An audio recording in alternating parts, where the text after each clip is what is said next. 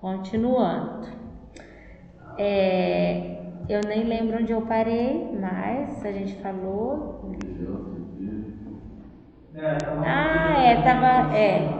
Ok. Respondido? Não. Beleza.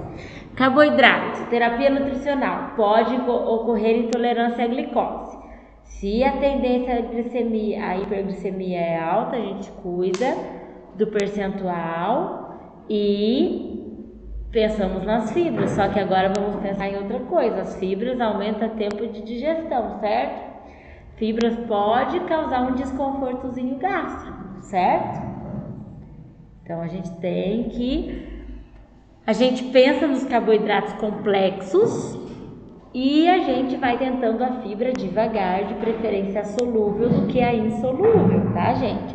Porque a insolúvel vai aumentar mais o tempo de digestão, e aí o paciente que está lá nauseado e inapetente, ele acaba não se beneficiando daquele alimento rico em fibra, embora ele seja hiperglicêmico, né?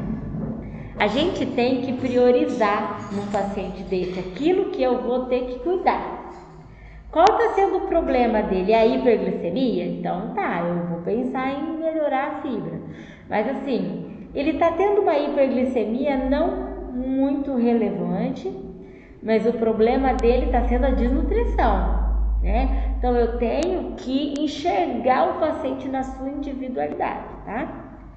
300 a 400 gramas por dia de carboidrato, preferidos complexos. Lembrando que o complexo não quer dizer que tem fibra. Complexo quer dizer que ele não tem moléculas de glicose, né? Ele não aumenta a glicemia rapidamente. Ele tem polímeros de glicose, não é polímeros? Polissacarídeo, né? O amido, por exemplo. Então, o pão. Diminui a velocidade dele ou O quê? A junção? Vamos supor, ao invés de você comer um pão. Come pão e carne. Um pão com ovo. O índice glicêmico. Ele não é que o índice glicêmico do arroz vai mudar. Mas a função dele, a capacidade que ele tem de atingir o pico glicêmico diminui, com certeza. Por isso que a gente sempre combina coisas para o diabético, que eu falei na aula, né? A gente dá o carboidrato dificilmente sozinho, dificilmente a gente dá uma fruta sozinho. Ou a gente dá uma fruta que é rica em fibra, para comer com a casca. Mas a gente não dá um suco para um diabético, um suco só da fruta. Então ele tem que comer alguma coisa junto para modular, e algo proteico nesse caso, uma oleaginosa. Tem que ser proteico. Não, pode ser com lipídio também. Não tem que ser proteico. O lipídio faz isso, o carboidrato, a proteína e a fibra.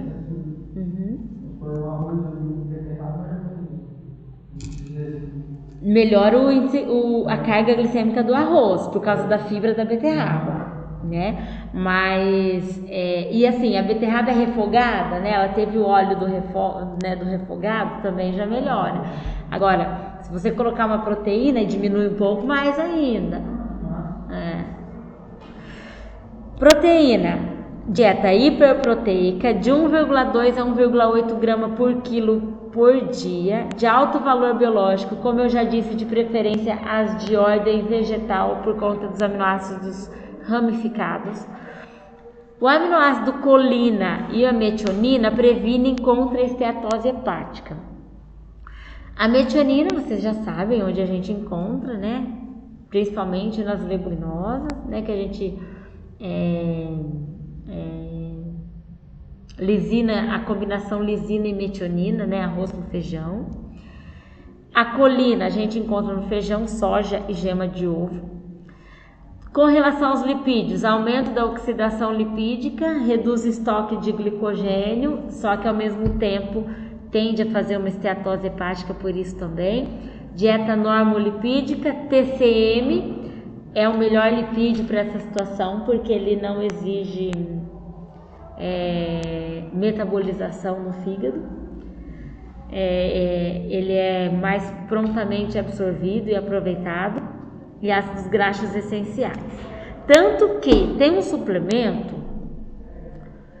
que as empresas têm hoje para oncologia, que a gente precisa aumentar o valor calórico, né, de alguns determinados cânceres, não todos. E a gente quer aumentar o valor calórico desse paciente. E esses pacientes, gente, eles mudam muito o paladar, né? O paciente oncológico, ele passa por químio, ele tem aversão a um sabor doce, alguns, né? Eles sentem doce assim no lábio. Para ele, alguns falam assim, a água para mim é doce, né? Então eles começam a ter aversão. Então assim, você dá um determinado suplemento todo dia, vai dando um troço no paciente. Não é uma coisa de outro mundo, é comum, acontece com a gente também, né? E aí tem suplementos de TCM. É só o TCM, tem com sabor e tem sem sabor. E veja só, ele é uma emulsão lipídica, é cremoso assim mesmo. E olha para você ver, se 1 grama de lipídio tem 9 calorias, 10 ml, que é uma seringa, né, de remédio, né, do filho da gente, né, Ju? Aquele copinho, tem 90 já calorias, né? Então, é até mais fácil você pegar os 10 ml e misturar lá no café da manhã, né, na vitamina, né, no arroz com feijão. Então, existe o suplemento só de TCM para finalidades terapêuticas, né? Existe também na prática esportiva, mas também existe para esses pacientes e é muito usado, tá? Principalmente, gente, o sem sabor, porque as pessoas cansam do sabor. Não tem jeito, é muito gostoso, muito legal ter sabor, mas tem momentos assim que a gente vai aliás, em muitos momentos a gente vai pro sem sabor. Água, 1000 ml se não houver restrição. Se tiver ascite, tem restrição de água, viu? O médico geralmente prescreve lá. Restrição hídrica de 1000 ml, eu não posso ultrapassar 1000 ml. Entre em contato com esse médico, viu? E pergunta, doutor, é restrição hídrica ou de líquido? Porque na maioria das vezes eles escrevem hídrica, mas a restrição é do líquido. Então, nos 1000 ml já inclui o chá, o leite com café, tá?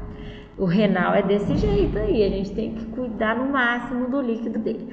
Vitaminas, complementar dieta, complexo B, vitamina C, vitamina K e monitorar a necessidade de vitamina D e vitamina A.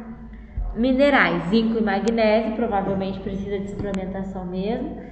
Potássio, 6 gramas por dia, também provavelmente precisa suplementar ou precisa caprichar em fruta. Ou legumes que estão embaixo da terra, né? Daí são ricos em potássio.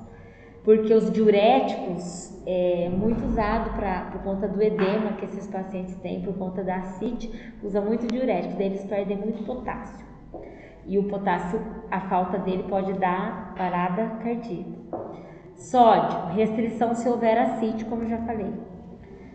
Na encefalopatia, que é o coma hepático, é um problema do fígado, mas que evoluiu para um problema neurológico.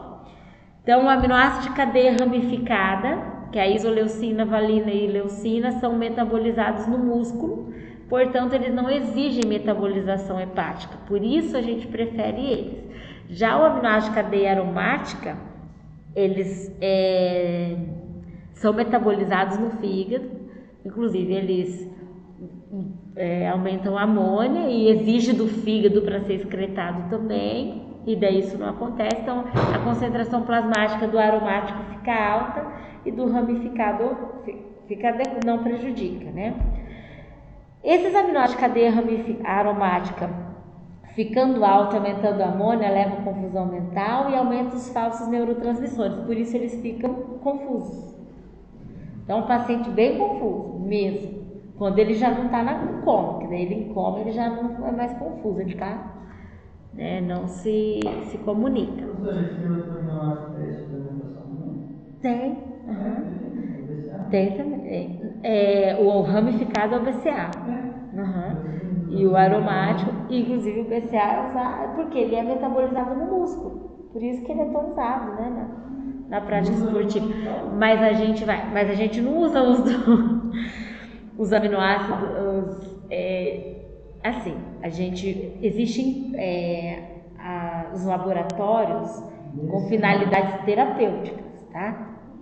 Então é bem difícil, assim, a gente recomendar, vai lá e compra o da probiótica, né? Existe né? Porque esses aí, eles não pode, né, gente? Não pode ter nada.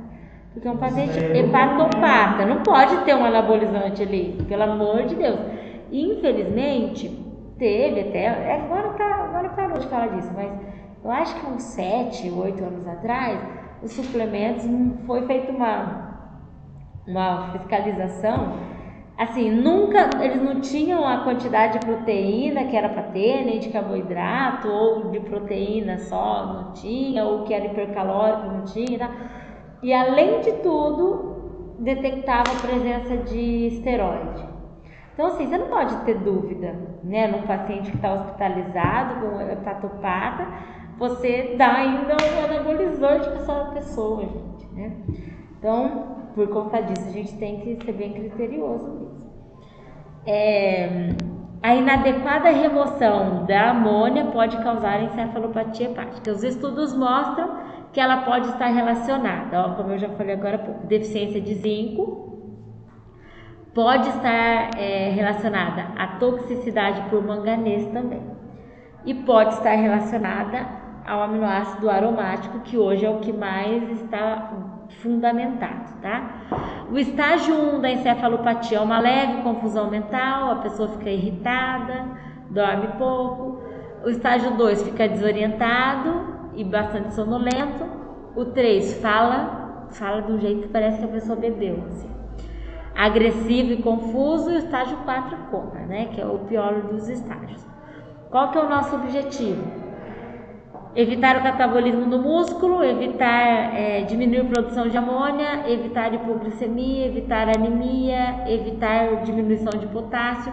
Tudo isso que eu dei agora, tá claro para vocês ou não? Vocês querem que eu repita? Tipo, diminuir que use músculo como energia, diminuir a amônia, diminuir a hipoglicemia, evitar anemia. Vocês conseguem entender o porquê? Não.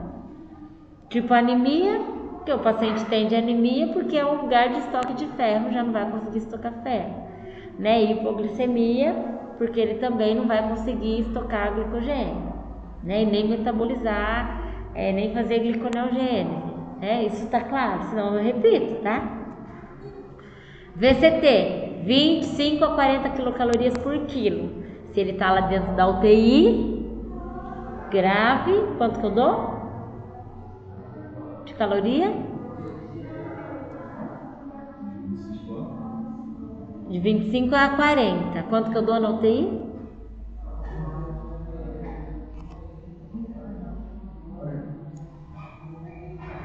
Vocês lembram daquele programa? Não é da época de vocês, é da Ju. É Ju, vai, pensa, ó, o tempo tá passando. Não, né? Tá certo. 25, né, gente? Naquele momento de gravidade do paciente, eu não vou exceder. Lembra que eu não posso errar no muita caloria, porque ele não vai metabolizar tudo, ele vai ter mais hiperglicemia. Então eu faço de tudo para o paciente se manter vivo. Depois eu foco em recuperar o peso dele. Na UTI, o paciente grave, eu não posso errar, nem dar tão pouca caloria, mas o muito caloria é tão prejudicial quanto pouco. Então, dentro de UTI, vocês lembram que eu falei para vocês? A gente chega até a usar de 25 a 30, né? Professora, mas acontece de eu ter que dar 22, 23? Acontece. Mas eu não ultrapasso 30, gente, dentro de uma UTI. O paciente grave.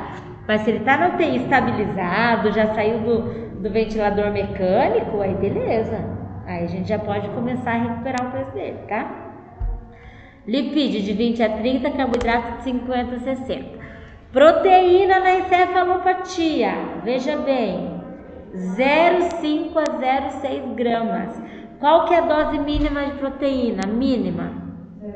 0,8. Eu estou dando menos que o mínimo na encefalopatia. Por quê? O excesso proteico na encefalopatia piora a gravidade do paciente. evoluir para 1 até 1,5 grama por quilo, dependendo da evolução dele. A proteína vegetal, de preferência de alto valor biológico, e aminoácidos de cadeia ramificada, que é o BCA. Onde a gente encontra eles, se não for em dietas enterais? Nas laticínios e leguminosas. Agora, o que eu ia falar aqui? Deixa eu lembrar. O paciente de encefalopatia, como ele está em coma e confuso, irritado, ele é um paciente que ele provavelmente está com sonda. Então, é muito raro a gente acabar receitando o alimento, a gente acaba usando as dietas próprias, né? Com baixo em aminoácido de cadeia aromático, baixa proteína. Professora, eu não tenho uma dieta dessa lá no meu hospital, né? O hospital é um hospital público, filantrópico, eles me barram muito. Tudo bem, compra uma padrão. A padrão ela não excede nada e não é deficiente em nada. E aí você modula ela, né, na necessidade do paciente. Ela não vai ser hiperproteica, mas ela não vai ser hipo também, né? Então, se tá com encefalopatia, talvez você tenha que dar um pouco menos de dieta nesses dias, tá?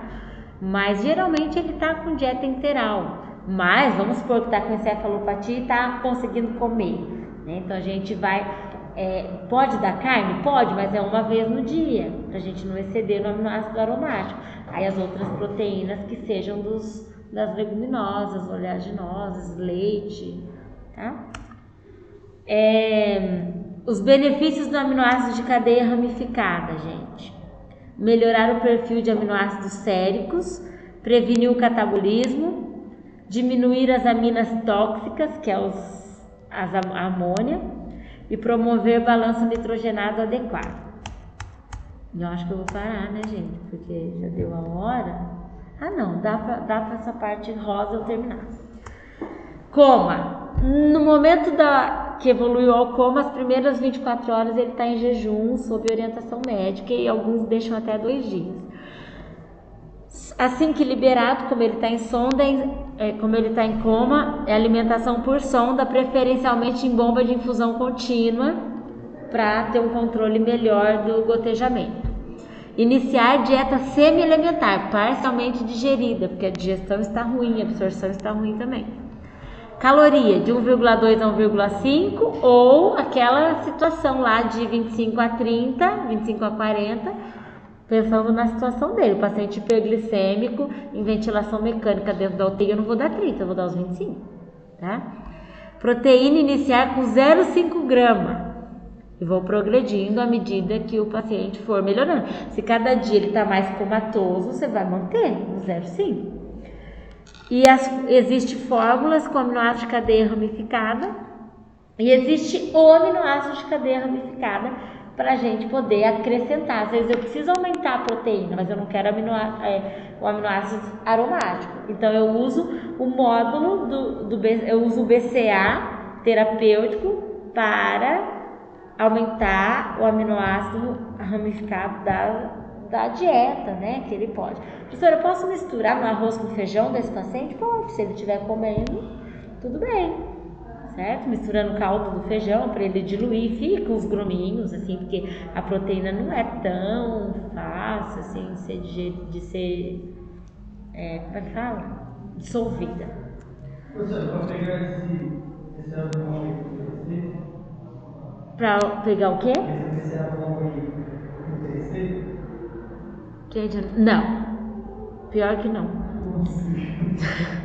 Não, você pode chegar lá e comprar. Só que assim, você não vai saber o quanto pôr, que horas pôr, nada. Então, o nutricionista, quando ele faz a suplementação, ele precisa estar isso na resolução dos suplementos. Você tem que pôr o suplemento, o horário, quanto, quando e por quanto tempo. E carimbar. Isso está na resolução. Poucos cumprem. Infelizmente, eu não sei. Eu fico louca com isso, mas tudo bem.